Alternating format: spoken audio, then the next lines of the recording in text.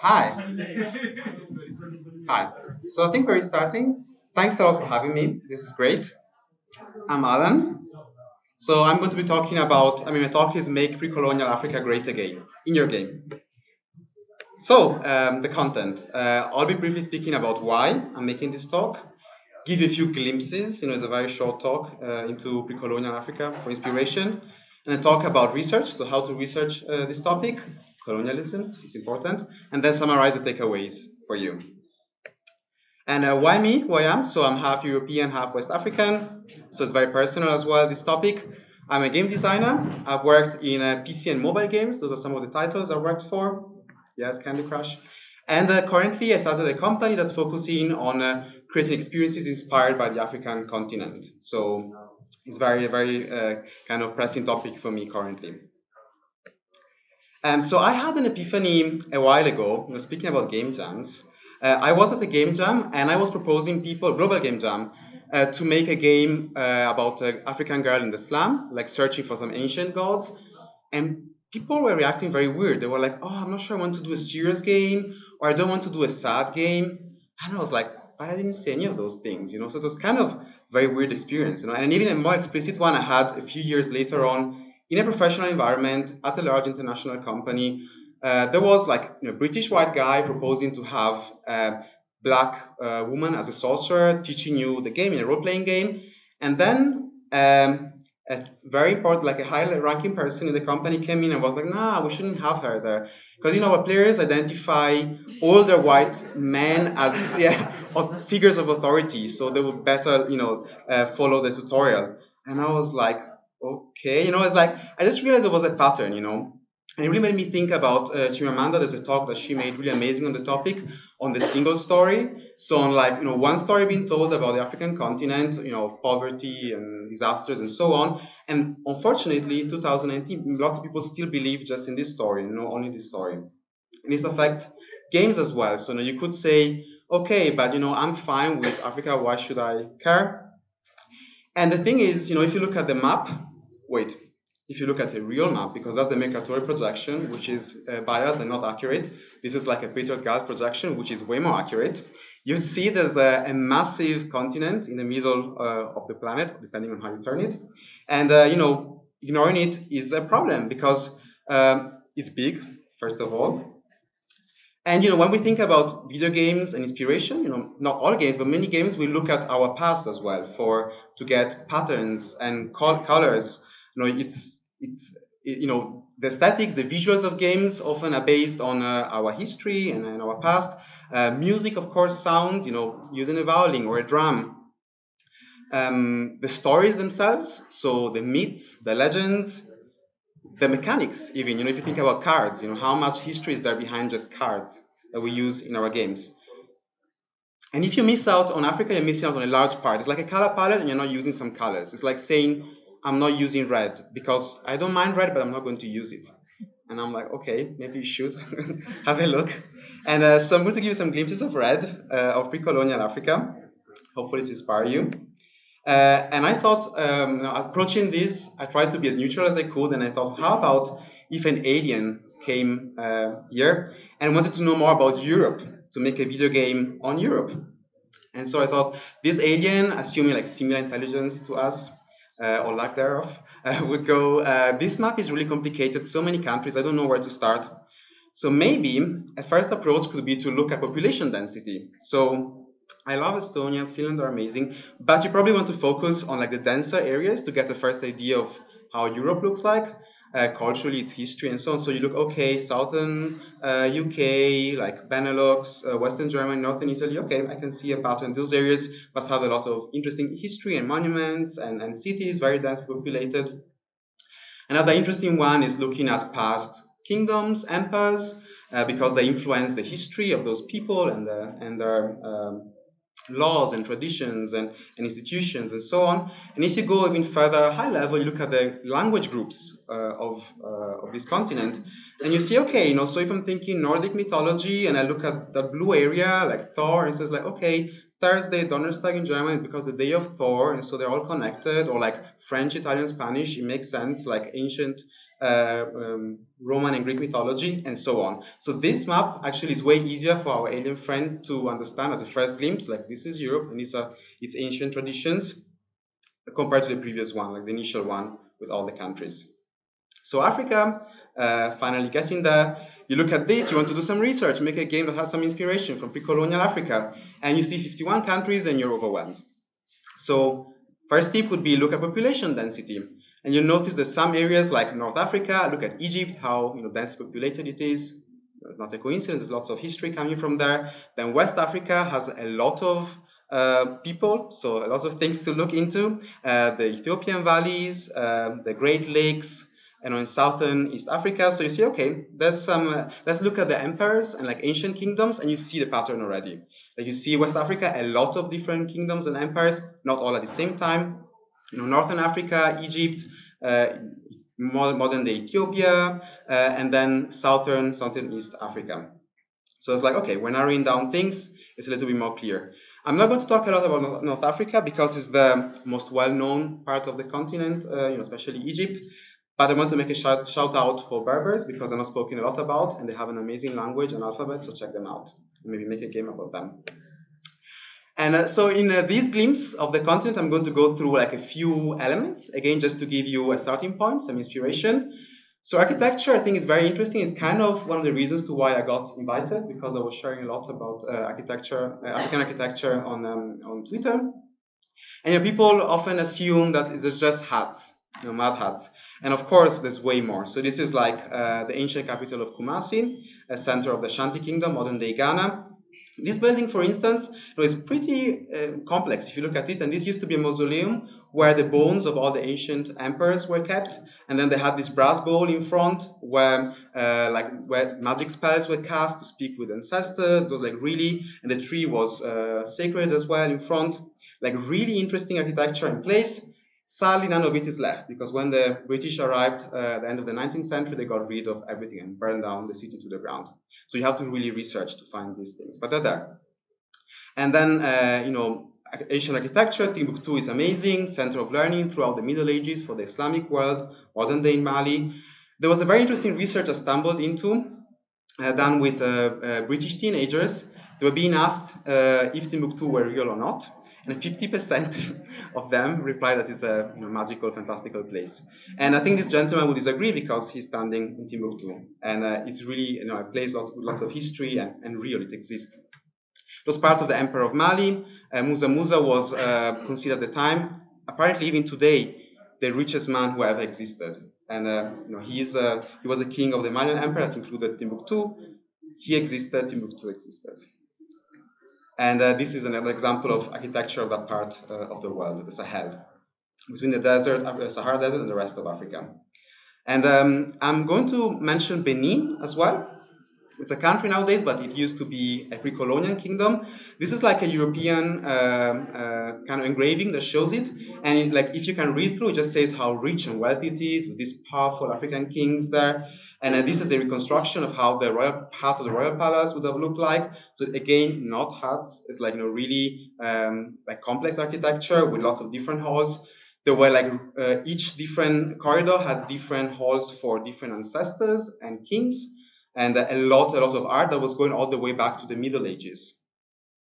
Unfortunately, in the 19th century, the British came and burned the palace down to the ground and took everything. A lot of the stuff actually that got looted is actually here in the British Museum in London, which is sad, but you can go and check it out. This last example architecture is this is a Yoruba palace, so southern Nigeria nowadays, lots of city-states, powerful kingdoms. And when you think about Versailles and intrigue and so on, look at this. This is not just a small hut. You can have a lot of intrigue, palace intrigue going on in this castle as well. And I would get lost. Unfortunately, it doesn't exist anymore. Last but not least, Great Zimbabwe, so southern part of the continent is really interesting. This beautiful architecture, when they found it, all made without mortar, just stone. The explorers said, it cannot be Africans who did this. It must be some lost tribe from Israel that came all the way to Southern Africa and built this. And so it's really interesting when you research, you see that there was an active effort to delete this from, the African consciousness. And no, it's not Israeli, by the way. Oh yeah, I added this as well. It's like, this is Ethiopia. This church was like literally dug into stone. So it's like just one block of stone. And it's like, again, African native architecture, and it's fascinating. What about Somalia? What about Somalia? So, and I wish I could have put all 51 countries, but it's just a matter of time. But yes, but next time I'm going to add Somalia as well. So please share. Yeah. And music, so I'm going to keep on moving on. But I love the these comments, because it shows there's so much to show. I totally agree. There's really a lot. And I had to cut down today. I actually rehearsed this with my sister. It was 1 hour long, and then I had to cut down like 50% of the presentation. And she was like, cut. And then, yeah, so there's a lot, which is good. You should research. And so griots are like the bards of West Africa. We know like Nordic bards in Europe, but they're the griots, and they're still alive. Like, actually was at SOAS 2 days ago. I met one of my sister's friends. She lives in London, I don't. And I met like this American Fulani, like Senegalese lady, whose grandmother is still alive, and she's a griot and a woman, which is really cool. And I was like, tell me more. I want to speak with her in broken French and get more information. Like, there's lots of interesting music, and these people actually know history all the way back to the Middle Ages, and they know it by heart. And many of them are still alive. And you can look online, maybe even speak with them, get in touch with them. This was very interesting found recently. In Uganda, like royal court instruments were banned in the last century, and so most of them got lost. But then there was some research to try and save some of them, and these bigwala horns are made with a special gourd. Can you see it's actually one fruit that you have to chop and kind of dry, that was almost lost. Then they found one lady that had a few seeds still left at her home. They planted them, they grew, and they managed to get this instrument back into life and play it for the first time in many decades. And it sounds really interesting, and I think you could just make a game about trying to play this instrument and then find the seeds. So I mentioned the Benin Empire, and I want to just briefly speak about just crafts, because again, there's so many interesting things that you can maybe put into your game or get inspiration from. And we usually tend to think about maybe drums or masks, but there's much more. Like these bronzes, the bronzes of Benin, which unfortunately were looted and now are mostly here or in Berlin. And this is an interesting example because it's Yoruba from the city of Ife, southern Nigeria. And when the German discoverer found this, he said, again, at the theory, this looks so realistic and beautiful. It's from the Middle Ages, by the way. It must be like a Greek colony, like in southern Nigeria. And then they made this, So again, like there was an effort to actually get rid of all of this. And you have to research to find it. Masks, I mentioned it briefly. I think they're really worth looking at. But this is from the Dogon in nowadays Mali. Really interesting, you can learn a lot. Like I'm currently doing a list of like mythological creatures that are found and represented through masks. And I have already more than 100. It's going to hit 200 soon. And the interesting thing is I want to show actually a short video. Let's see if it runs. Yeah, there you go. Because masks often are seen in museums as very static and kind of lifeless items, but actually in many African languages you don't even have a word for mask. You just call them whatever the creature is, the representation or the character, because they're always part of like an ensemble, they're part of a dance. So in this case you can see that the Dogons are using it to dance, and they're not just standing there as a decoration or hanging on a wall. So again, if you're researching masks, look at which masquerades they use for, what music, what ceremonies, and then they make more sense, and you learn more from them. Religions was a very interesting one. When I see this again and again in so many games, and not only games, like you have main pantheons, and then you have like Roman, Greek, Nordic one, then maybe some Asian one like Japanese or Chinese, and then maybe Precolonial, but you never see like African pantheons, and that's sad because there's so many of them, and especially this is the Yoruba one against southern Nigeria. Is like really complex with a lot of gods and infightings, and his story is like no less interesting than European pantheons.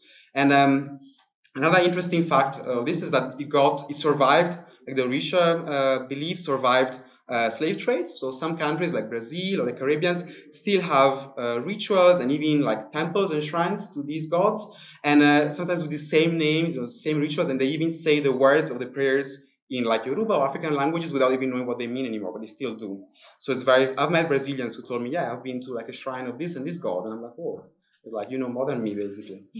And there's the big religions kind of are very important for to understand, African religions, of course, Islam. But I think what's interesting to mention is that you often have these hybrids, like Islam throughout the Sahel or in the Swahili coast, so East Africa, which includes Somalia as well. You have very interesting syncretisms, like you have very deep Muslim beliefs together with like exorcism. For instance, the shaitans are like these traditional spirits that kind of possess people, and it's a very kind of African and Muslim belief. And again, interesting creatures and stories you can potentially get inspiration from. And Christianity is the same, have this mix, and sometimes, especially in the past, you had a very interesting syncretisms and things that are very uniquely African. An example is that the Kingdom of Congo, late Middle Ages, you had aristocracy who was converted to Christianity as some sort of African version, like very local, and then most of the people were believing traditional African religions, and you had like this tension that was kind of social class and magic and religion, and some interesting prophets who blend both, and the conflict with the Europeans. It's very fascinating if you go and read, and imagine making a game just set in this time where this was happening. Writing systems, I really wanted to mention, I'll be posting on Twitter about this soon, is, people have asked me for, like, yeah, oral history, really cool, but it's a pity there's no writing, that's why a lot is lost. A lot is lost because Europeans came there and destroyed everything. It's not because of writing, I'm being frank. And writing systems, there's a griots I mentioned, oral history is true, very important, but there were writing systems as well. The Arabic was there for a long time, but even local ones, like the 19th century saw a lot of thriving birth of many writing systems. This one is from now modern day Cameroon. The king of a place called Fumban decided to come up with his own alphabet, and here you can see he's actually teaching his court, like how to use it. But first thing the French did when they moved in the 20th century was to ban it straight away, and so basically it's almost forgotten nowadays. And hairstyles, very important one, in Africa, because of thanks to hair texture, you can communicate a lot and do a lot with hair. So it becomes part of daily rituals. It represents social class. It tells stories. And just researching hairstyles, you could potentially come up with games just about hair throughout pre-colonial Africa, and nowadays, of course, as well. I'm focusing on that part of African history. And these are from Rwanda. Moving on towards kind of summarizing the learnings and how to approach this. I have mentioned colonialism a few times, and I'm going to do this again. So, you have to always keep in mind that this happened. This is the Berlin Conference, late 19th century. And so things, and, when you compare, like, researching European medieval times, for instance, versus African, you have to keep this in mind, that this happened. And for instance, one thing that's very, very useful, I find, as a first step, is not to compare, not to think about European nations. Like, most European countries have a language, a culture, and within those borders, I know it's not clear cut, but roughly. So you have like Germany in Germany, French in France, and so on. Whereas like in most African countries, you have like a mix of very, very different sometimes cultures and languages, and usually looking at language maps helps you to get an idea. And you might have Yoruba that are shared, you can see in this case, between Nigeria and Benin, and even Togo actually, and Hausa throughout many countries in the Sahel, and so on. So if you look like from medieval Nigeria, you're not going to find much. You probably want to look for Yoruba or Hausa, and so on. And Wikipedia is great, is useful, but actually there's a big bias, and you probably know about this. It's first of all, very male, and additionally very white. So if you like Google for some tiny village in Italy, you might find like 2 pages, and then you look for like one of the main capitals of an ancient empire in Africa, and then you find 1 line. So that's something to keep in mind, and it's not enough if you're researching pre-colonial Africa. You want to look at books? Yes, books, if you want to research pre-colonial Africa. So I have like pies like in my room, all about African architecture and masks and history and so on. And unfortunately, you even want to research old and racist books as well, because it's sad, but a lot of stuff that has been researched there hasn't been researched later, so like in the 19th century. So you might have to endure like your ancestors being called savages or so on, which is sad and hopefully will change. But there's lots of information in books. And another thing is languages. So it's we tend to search. I mean, we as kind of young techies in the gaming industry in English a lot. It's becoming like the language of the internet. But then in Africa, there's a lot of countries, as you can see here, that speak French or Portuguese or Spanish or even Swahili. So I recommend to now with this Google Translate, it's not as hard, to just open pages in French if you're researching, for instance, Mali, the Emperor of Mali, and try to translate them if you don't speak French yourself. As I don't, I do very badly. So again, don't just get stuck with English. So if you look at language on the internet, you see English is really big, but it doesn't reflect reality. So again, here for Wikipedia, English is like look at Dutch. Like if you look at Wikipedia, you think that as an alien, I'm going back to our alien, that like maybe I don't know a fifth of the world is the Netherlands. It's like you imagine this massive landmass with like lots of weed. I don't know, and that's not the case. And another one, like going a bit more creative, is like journals. You have often as a second step when you have like some specific topic you're looking into, pre-colonial Africa, journals can be super useful, and a lot of them are available online. You just have to register sometimes, and it's found a bit. And and another one is collections, so museums. I found a lot of interesting stuff, and like some of the artists I'm working with currently in museums. So like everyday items is kind of a difficult thing to find, but the museums have a lot of those. Usually, Western museums, so European or American. And films as well. I think there's more kind of pre-colonial, mythical movies than you might expect. This one, for instance, from Mali, Yelen, from 1987. It even won a prize at Cannes. It's a really good one. I recommend it. And there's others if you start researching. And yeah, you have to keep in mind too, that the colonialism and kind of the oppression that happened before is still happening in Africa. So this is Timbuktu that I mentioned at the beginning. This is an ancient shrine of one of the most holiest saints of Timbuktu, and it got bombed like just a few years ago and destroyed by the jihadists. And you have around the rest of the continent, this is things happening now. 2018, 16 shrines being destroyed, in Nigeria. And you look, I can keep on going. That's like an ancient oracle being burned down by a priest and so on. Like just a woman randomly going and destroying another temple. They even bombed. How do you bomb like a shrine? Like, where do you even get a bomb to bomb a shrine? But colonialism, made an active effort to make even Africans themselves hate lots of their culture, and that's still happening. So there's an active kind of effort of decolonization, and fighting colonization if you make a game and you research these topics. So, takeaways, search cultures, not nations in the European sense. Wikipedia is not enough. Hopefully you knew this from university as well, but just saying, in theory. We still use it, right? Then try other languages, not just English. Then be creative, go into strange archives, and probably there's so many other cool ideas I haven't had of places where to look for things.